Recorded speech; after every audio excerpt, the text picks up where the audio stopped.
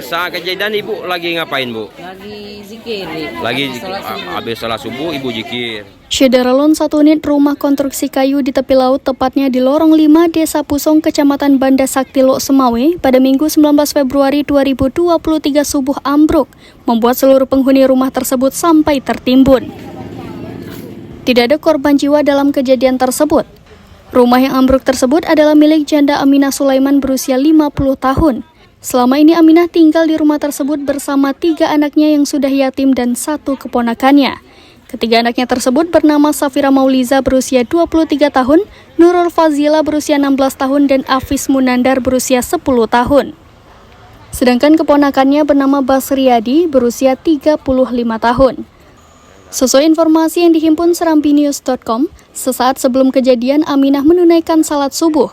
Usai salat subuh dirinya mengaji di ruang tengah rumah, sedangkan anak dan keponakannya masih tidur di kamar masing-masing. Tiba-tiba terjadi angin kencang hingga Aminah pun langsung ke kamar untuk membangunkan anak-anaknya. Tiba-tiba rumah tersebut ambruk dan mereka semua tertimbun di reruntuhan rumah. Setelah kejadian, warga pun langsung berlarian ke lokasi. Selanjutnya berupa mengeluarkan para korban dari reruntuhan rumah. Dari Lok Semawe, Saiful Bahri, serambinews.com. Lagi ngapain bu? Lagi zikir. Lagi habis sholat subuh ibu zikir.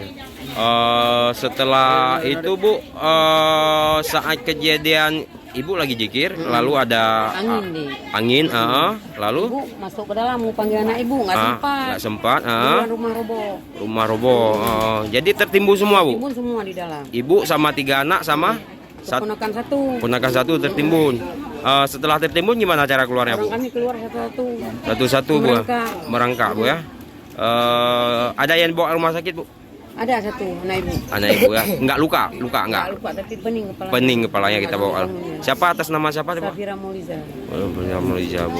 Umur 23 hari. Jadi bu, harapan kita kepada pihak pemerintah dengan kejadian itu. Bantuan untuk tempat tinggal ibu lebih. Ya, ibu seorang mabuk, seorang janda bu. Janda.